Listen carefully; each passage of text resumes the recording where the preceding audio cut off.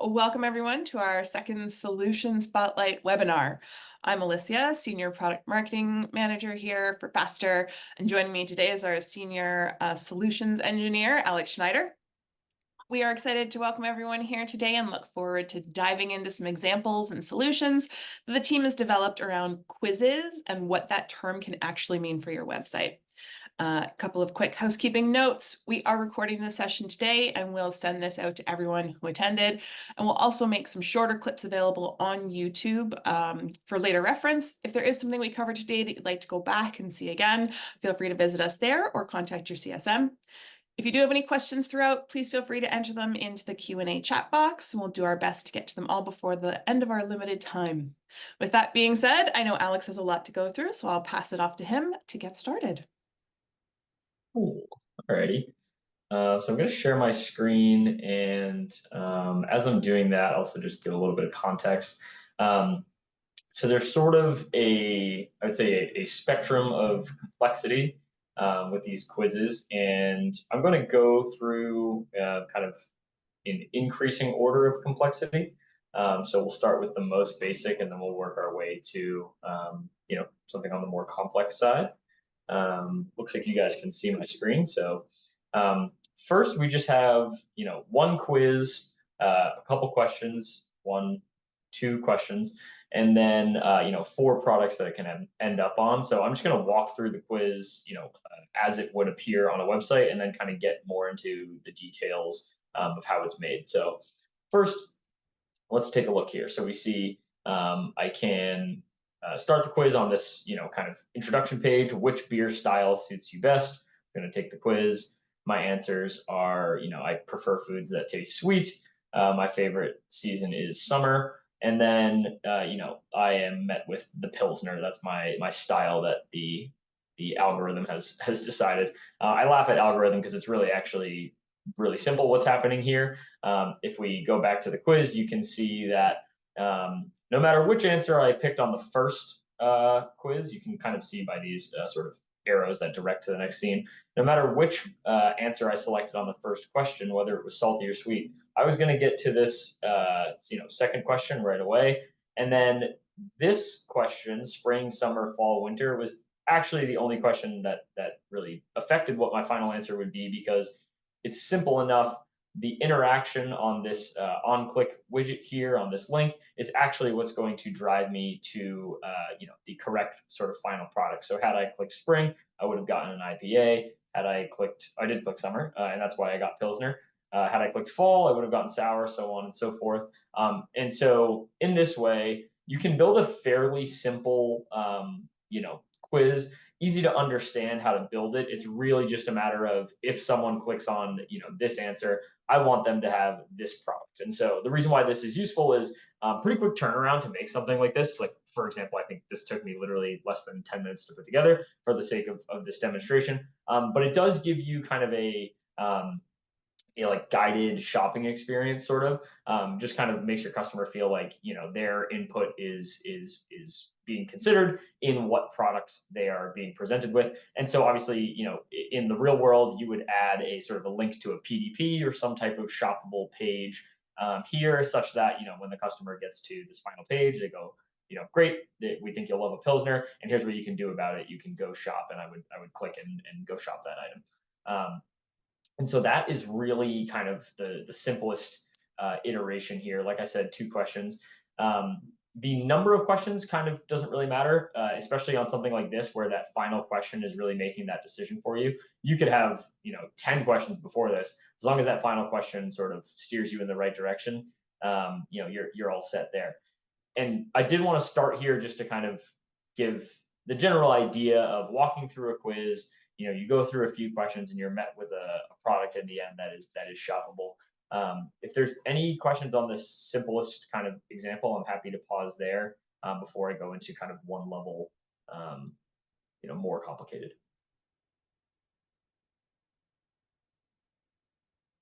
Cool. I don't see anything in the chat. Nope. Okay, so we're going to move on to kind of, like I said, one level more complex. So let's take a look at the quiz itself. As you can see, couple more slides here, maybe just arranged just slightly differently. But conceptually, we do have our very similar question scenes here. So I'm shopping for their everyday style is, my price range is. Um, but then you'll notice that instead of having a sort of um, static image and product name, we have a little bit of variability here. So I could have 5 products, 6, 7, or 8. And that's all determined by something that is actually, I would consider it genuinely an algorithm that the solutions folks, people like me, and there's a few others of us here, we can help you out with. So let me kind of walk through this quiz as it appears live. Um, and then we can kind of get into it. So the Mother's Day gift quiz. So I'm going to click take the quiz. I'm going to select I'm shopping for my mom. I'm a big mama's boy. Everyday style. She likes classic. Price range is 75 to 150. And then we are met with this final product page where instead of the single product that we were met with on that first one, we have 6 possible options. And these 6 options are genuinely taking into account every answer that was given along the way. And so, how do we do that? Because that's fairly more complicated than that first example. So the way that we handle that is we set up a little connection with a service called Airtable. So that's kind of how this is integrated is with Airtable. If you're not familiar with Airtable, it's very similar to a Google Sheets or a live version of an Excel sheet. So I'm gonna click here just to demonstrate what's going on in the background. So this is Airtable. Each row of this Airtable corresponds to a possible product that could be present in the final answers there. So for example, the Amber Aura, that is somewhere over here. If I sort by, let's see, sort A to Z, Amber Aura right there. Boom. So that's that first product that I was met with, and we can see all the details here. So we have this is the hosted URL for the image, the price, and then a link to the PDP, which is another great thing I forgot to mention here. The final page here, where you're presented with all the products, this is in fact linked to the PDP. So if I were to click on this image here, I would get the PDP for that product, which is great because it makes this experience, the time between finishing your experience and getting something in your cart is very quick. And so back to the Airtable quickly. Couple great things about this. One, it's all very manageable. If there's an update in price or there's an update in a new image that you want to use, it's not a matter of going into the experience itself. For example, if I were working on this experience, the first one that we were talking about, the very simple one, if I wanted to update, the products in here, whether it's the image or the name, I'd have to go in here and manually manipulate the widget, which is doable, but it's an amount of work, and you have to kind of correlate all of that. Whereas in this Airtable example, I can just come into the Airtable and edit this in real time. And so if I wanted to update this hosted image link, or if I wanted to change the name of the product, or swap it out entirely for a new product, I can do that simply by editing this Airtable.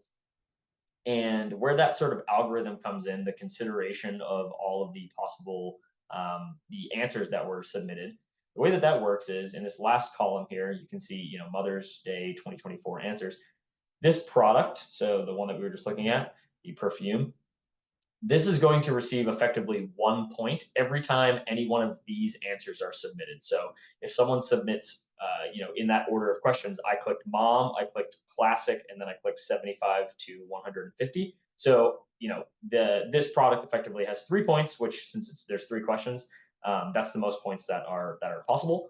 And there are 6 others. It looks like if I remember what that final page looked like correctly, 6 other products which also were kind of leading the pack of all of the products on that. And so these are the 6 products that were met with, the 6 products that in the end had the 3 corresponding answers selected. So this kind of gives you the ability to show a larger number of products. Again, if I go back to that kind of simpler example where I have 1, 2, 3, 4, if I had 100 products in this example, I would need to have 100 individual, scenes and then 100 buttons to get to each one of those. This obviously a little bit more complex. I do have the ability to render, and this will render correctly if there are 4 final products or 5 or 6 or 7 or as much as 8. Um, it will render the correct scene and populate all of the appropriate products there. And the kind of the list of total products that they have is much longer than just those 4 scenes would indicate. I think they have about 100 products here as I'm scrolling through. Yep, 107. So way more, inventory that you can kind of utilize and highlight in your quizzes here. It's all controlled via this Airtable here, which I think personally is a lot easier to kind of manage than individual widgets all over the place and making things match up. You just have to make sure that your product row is the way that you want it, and then you'll get this really nice kind of sort of landing page at the end of the quiz here. And again, really highly reduced, time to get that product into the bag at the end of or into the shopping cart at the end of the process here. So this is, I would say, like I said, the more complicated version, but we still have one more, increase in complexity. If there's no questions, I can move along, but we can certainly take a break here if there are.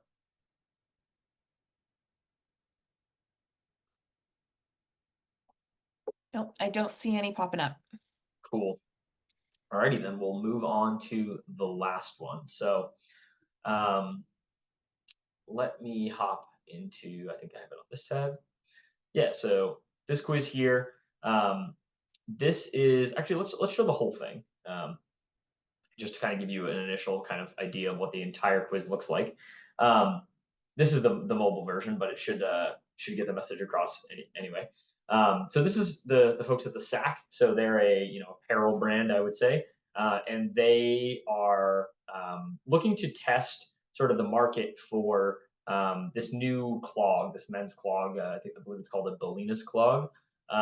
They're looking to gather customer feedback, customer input about the product, and I think that's gonna, the idea is that it'll give the team the ability to make business decisions based on the input that they receive about the product, like what the pricing should be, what the general demographic of the product will be, and just kind of the consumer's general feeling about the product. So this quiz, slightly different than the last quiz, where we were getting data from Airtable and kind of implanting it into the quiz. This quiz is intaking data, sort of like an input, field, and submitting that to a Google Sheet. I'm actually not going to show the Google Sheet just because it has, some proprietary data, has consumer data that the SAC is using for, making some business decisions, like I mentioned. But what they're doing is they have written some macros. They have some folks over there that are really, comfortable writing Excel macros. They've written some macros that will, every time new data comes in, they're effectively updating their graphs and their charts to say, let's say 20% of the folks that are buying this are between the ages of 21 to 29, and 10% are 30 to 39. And so if new data comes in, those percentages will update. So they just have this really nice suite of graphs and charts that they've built that are updating in real time as people are taking this quiz. And I will also mention that, kind of with things like this, where you're sort of asking something for your customers, I think it's nice to kind of incentivize them to actually give you the data and give you good data. So the SAC is offering this $250 gift card with anyone that sort of took that quiz, so long as it was active. I think it's expired now. But I just want to mention that because that is something that they're handling on their end. That's not part of something that we do in terms of dealing out that gift card when the time comes. But what we did handle is we helped them write the email addresses to that Google Sheet such that they effectively just have a big long list of everybody who took the quiz. And so the last question on this quiz is an email input, and that's just for that purpose. So as you kind of walk through this quiz, you're selecting the color of the shoe that you might like. Again, the size that you would wear, your age, the price that you'd be interested in paying for it, and then your email. And we're submitting all of that to that Google Sheet. They can use that to make those informed business decisions, kind of decisions about how they might advertise and things like that. And then they also have this. If you go to if I look at the first question, we have sort of two paths here of questions that can be shown to a user. And so if you select, yes, you would be interested, you're then guided through all of these questions that we were looking at before, the price, the age, and everything. But if you click no, you actually are brought down here and kind of asked to give a reason as to why you weren't interested in the product. And this data is collected as well. It's equally useful to understand why someone might want your product, or why they might not want it. And so those are collected in the same place in that same Google Sheet, but the data is obviously separated kind of in post, and they can look at the reasons. Again, maybe a pie chart or something of percentage of people who selected these reasons, but then also others. So you might have someone who doesn't like it, and it's not for any of these reasons, so they're writing their own reason in there, and we're collecting that data as well. So for now, I think that is one of the more complicated quiz use cases. But again, this can be hugely beneficial for gathering data, as well as kind of offering a new experience to your clients, like the gift finder quiz. So yeah, I think those are the three examples I wanted to go through. I feel like I sprinted a little bit through all three of them. I apologize, but maybe there'll be some questions at this point. Sure. No, that was great, Alex. Thanks so much. Just while we're on this example, I did want to take a quick moment to touch on the importance of zero-party data. So zero-party data is the information that your customers or site visitors intentionally and proactively share with you. So you don't have to worry about any sort of third-party data accuracy or security concerns. So quizzes, questionnaires, and surveys on e-commerce sites are an effective way to gather this zero-party data. Not only do they encourage consumer engagement, but as Alex mentioned, they can offer really valuable insights on your customer behavior, preferences, and segments. So they can directly influence your business decisions. We do have a blog on zero-party data, and I've posted that in the chat for your reference. If you are watching this at a later date, you can go to getfaster.com, navigate to the resources on our main navigation menu, and our blog is listed there. So we did have one question come up actually, and that is that information, can we integrate with HubSpot forms? Yeah, so that's a great question. So we have a few customers who have done it, and I think we actually do it on our own website, if I'm not mistaken. I think I wrote the integration for that. So, similar to this example that we were looking at for the SAC, where we are taking all this data in and we're writing it to a Google Sheet, we would sort of do the same, but instead of a Google Sheet, it would be, HubSpot would sort of be the back end that's receiving all that data. And we actually can do that in a way where a HubSpot user could potentially, write their own form in HubSpot the way that they always have with HubSpot forms. But potentially working around some of the shortcomings of HubSpot forms, which can be kind of designed. They're sort of bland. They don't really have a lot of UI UX options. It's kind of just open fields. And so if you design a form in HubSpot, we can basically give you like a nice wrapper to put on top of it. And so you can design your experience any way you like, similar to how the SAC did here. And then we can write all of that data that we're getting from your customers into that same HubSpot form. So you don't need to change anything in your back end. It's all the same processes that you know and love from HubSpot. You have all your data there, but you're just getting it in kind of a nicer looking package, I would say. Awesome. That's great. If we have no other questions, which I don't think I see any hands raised here. So just want to say, obviously, thank you, Alex, for walking us through all of those examples. It was great to see. And thanks so much to everyone for taking the time to attend our Solution Spotlight today. We appreciate it. If you do have any further questions, as I mentioned, please feel free to reach out to your CSM. Thanks, everyone. Have a good day. Bye. Bye.